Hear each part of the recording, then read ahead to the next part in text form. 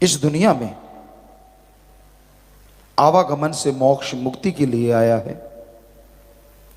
जीते जी परमानंद मिले, जीते जी बेइंतहा खुशियां, आत्मिक शांति मिले, इसके लिए रब ने बंदा बनाया है। ये नहीं कि ये प्रयास नहीं करता। शायद ही दुनिया का कोई इंसान हो सिवाय उनके जो मंदबुद्धि हैं, सिवाय उनके जो दिमागी हालत सही नहीं है। हर इंसान चाहता है उसे सुख मिले, शांति मिले, खुशियां मिले, आनंद परमानंद मिले। और ऐसा भी नहीं कि उसके लिए प्रयास नहीं करता, हर कोई प्रयासरत है। लेकिन ये सब कुछ पाने के लिए तरीके गलत हैं। आज एक तरीका है ठगी, बेईमानी, भ्रष्टाचार। लोग सोचते हैं ऐसा दौलत कमाने से परमानंद मिलेगा, लज्जत मिलेगी, सुकून मिलेगा, पर होता उल्टा है। ठगी, बेईमानी, भ्रष्टाचार की दौलत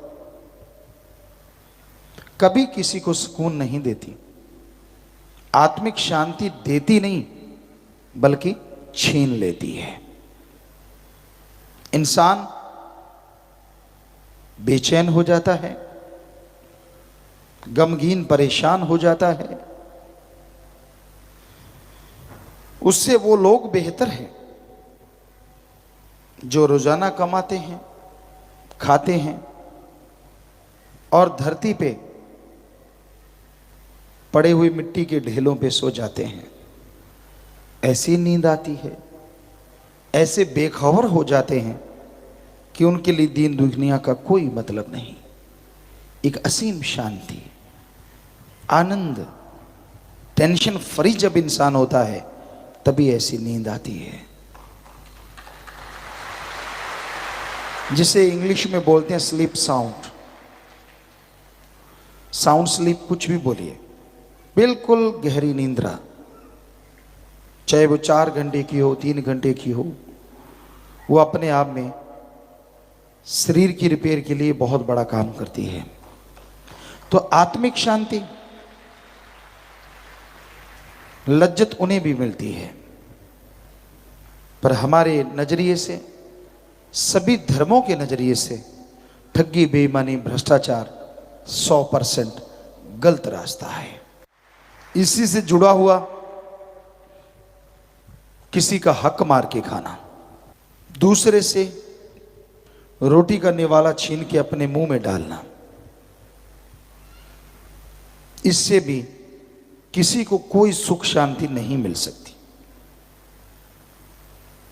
फिर एक और रास्ता है, लोग अपनी वाहवाही के लिए, मान बढ़ाई के लिए, बड़ा साबित करने के लिए अपने पीछे लोगों को लगा लेते हैं।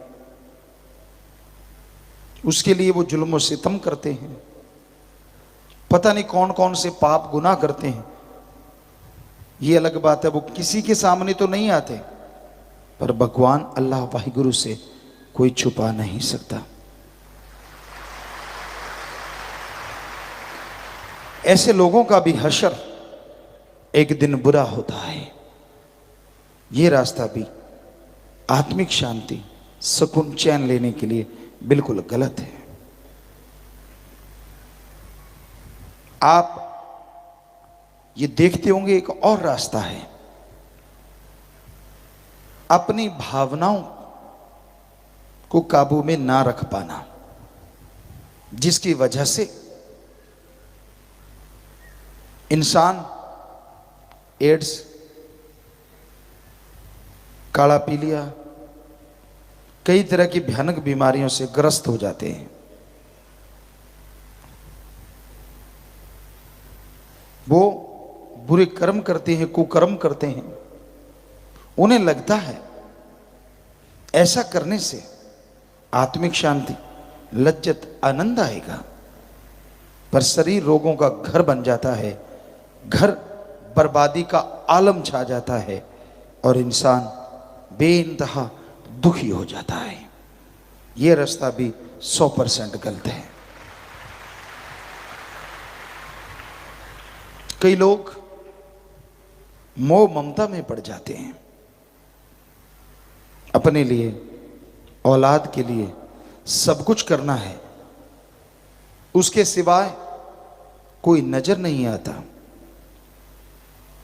उनके लिए ठगी, बेईमानी, बुरे कर्म करना। इस पे एक बात ख्याल में आई,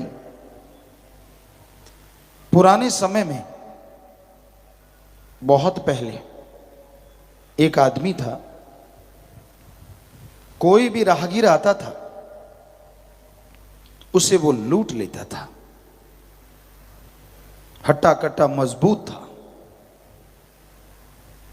उस मार्ग पे एक दिन संत आए, उसने संतों को भी रोक लिया। आपके पास जो सामान है मुझे दे दीजिए। जंगल में घुमक्कड़ वो फकीर मुस्कुराए, कहने लगे भाई हमारे पास तो ये पानी पीने वाला कमंडल सिप्पी है और कुछ भी नहीं है। कंदमूल हम खाते रहते हैं। कहने लगा नहीं आप छुपाते हो। गुस्से में लठ निकाल लिया। कहता रखते हो कि दूं लठ? आम आदमी और फकीर का यही अंतर होता है। उस संत को, उन फकीर को उस पे तरस आ गया। कहने लगे अरे सुन, ये जो तू पाप करता है हमसे जो छीन के ले जाएगा किसको देगा? कहने लगा अपने बच्चों को, घरवाली को। तो जिनके लिए तू पाप कर्म करता है क्या तेरी जगह पे वो बोझ उठाएंगे? कहने लगा बेशक। अब उनके लिए मैं इतना कुछ बनाता हूं, मारता पीटता हूं लोगों को, पाप गुनाह छीना झपटी करता हूं, वो भी बोझ उठाएंगे, क्यों नहीं उठाएंगे? संत फिर मुस्कुराए। कहने लगे भोले भाई, जो करता है वही मुख्यतः भरता है। आप जैसे कर्म करोगे आपको भोगने पड़ेंगे। कहने लगा हो ही नहीं सकता। संत कहते जा, फिर पूछा, थोड़ा चला, फिर वापस आ गए। कहने लगा आप भागना चाहते हो, मुझे बेवकूफ समझते हो? कहने लगे अरे मूर्ख, तेरे पास रस्सा है? कहता है। ये पेड़ है, हमें इसके साथ बांध दे। संत कहने लगे फिर घर जा। कहने लगे ठीक है। उस मूर्ख ने उसको बांध दिया, घर की तरफ दौड़ा। घर पहुंचा, पत्नी से पूछा मैं जो कर्म करता हूं, कहीं से भी कुछ कमा के लाता हूं, चाहे ठगी बेईमानी, मारता हूं, किसी को पीटता हूं, क्या उन कर्मों का बोझ आप उठाओगे? पत्नी हंस के कहने लगे क्यों, हम क्यों उठाएं? तू घर का मुखिया, हमारा पेट भरना तेरा कर्तव्य। बुरे कर्म करेगा तो तू ही भोगेगा। उसने बच्चों को बिठा लिया, बड़े बड़े बच्चे थे। क्यों बेटा बेटी आप, बच्चों बताओ सब लोग, क्या आप जो मैं करके लाता हूं, ठगी बेईमानी या मारा पीटी करता हूं, क्या उन कर्मों का फल आप भी उठाओगे? कहते ना जी ना, आप बाप हैं, आप बड़े हैं घर में, आपने कमा के लाना है। जो कर्म आप करते हैं उसका फल भी आपको ही भोगना पड़ेगा, हम क्यों बोझ उठाएंगे? आंखें खुल गई, रोने लगा। ओ याद आया, संत जाते टाइम थोड़ी देर लगी, लेकिन संतों के पास लौटते टाइम देर नहीं लगी, बड़ी स्पीड से आया। रस्सा खोला, चरणों पे गिर गया और रो रो के संतों के चरण भी खो दिए। संत तो दयावान होते हैं। कहने लगे क्यों, हुई तसल्ली? कहने लगा जी 100% हो गई तसल्ली, पर मुझे इतने मैंने पाप किए हैं, कैसे क्षमा होगा, कैसे मुआफी मिलेगी? संतों ने कहा ये ले गुरु मंत्र, इसका जाप कर। उसका जाप करने लगा राम नाम का, तो वो इंसान इंसान ही नहीं महापुरुष बन गया, जिसे लोग सदियों से याद रखते।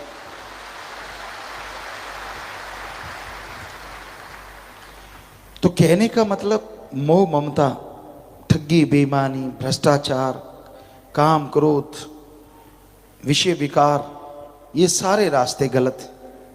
फिर आदमी सोचता है आत्मिक शांति कैसे मिले? जैसे दो कुश्ती लड़ने वाले हैं, तो वो सोचता है दूसरे पे विजय कैसे मिले। दो ही तरीके हैं, एक तो बॉडी में पावर, दूसरा टेक्निक। टेक्निकली आना चाहिए और पावर होनी चाहिए। उसी तरह आत्मिक शांति के लिए एक तो राम का नाम और दूसरा कैसे जाप करना है, कैसे भक्ति करनी है, कैसे सेवा करनी है, वो टेक्निक आनी चाहिए। राम नाम की पावर मिल गई। संतों ने राम नाम का इस्तेमाल करने की टेक्निक बता दी। अब राम नाम को जितना खाओगे उतनी ही आत्मा पावरफुल होगी, और जितनी आत्मा शक्तिशाली होगी उतनी ही आपके अंदर आत्मिक शांति आएगी और तमाम खुशियां मिलेंगी, तमाम आनंद लज्जत मिलेगी। एक कहावत पंजाबी में बोला करते हैं, 100 हथ रस्सा सिरे ते गंढ। मतलब सब बातों को अगर एक निचोड़ निकालें, सेवा करो, सुमरन करो, पीर फकीर जो वाहिगुरु राम के वचन बताते हैं उन पे अमल करो, यकीनन दोनों जहां की खुशियों के हकदार बन जाओगे। अगर चतर चुलाकी करोगे, बेईमानी से, अपने दिमाग के इस्तेमाल से दूसरों का हक मार के खाओगे, तो कभी चेहरे पे खुशी, घर में खुशियां नहीं आएंगी, बर्बादी की तरफ बढ़ते जाओगे। लोभ लालच त्यागना बड़ा ही मुश्किल है। ये लोभ लालच दुनिया में भाई को भाई का, जान का प्यासा बना देता है, दुश्मन बना देता है। माँ बेटा, बाप बहन भाई, सब रिश्ते जब लोभ लालच आता है फीके पड़ जाते हैं इसके सामने। इतना काला रंग है लोभ लालच का, काम वासना क्रोध मोह अहंकार मन माया का। जब इनका रंग चढ़ता है तो इंसान के बस में कुछ नहीं रहता। जैसे लोहा चुंबक की तरफ खींचा चला जाता है, वैसे ही इन संतों का प्रभाव जब आदमी के बुद्धि विवेक पे पड़ता है तो ये काल की तरफ खींचा चला जाता है। किसी संत की कोई भी अच्छी बात अच्छी नहीं लगती, बस अपने सुख अपनी सुविधाओं में भूल जाता है सब कुछ।